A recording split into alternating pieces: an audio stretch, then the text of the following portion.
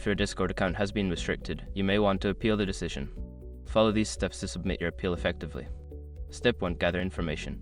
Collect all relevant details about your account, including your username, email address associated with the account, and any messages or notifications you receive regarding the restriction.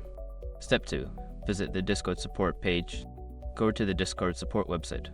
Look for the section dedicated to account issues or appeals. This is where you will find the necessary forms and contact information. Step 3. Fill out the appeal form.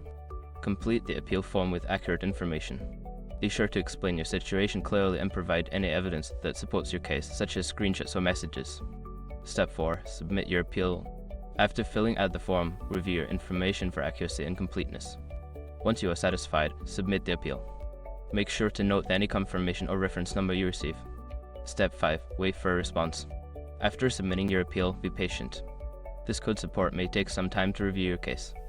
Keep an eye on your email for any updates or requests for additional information.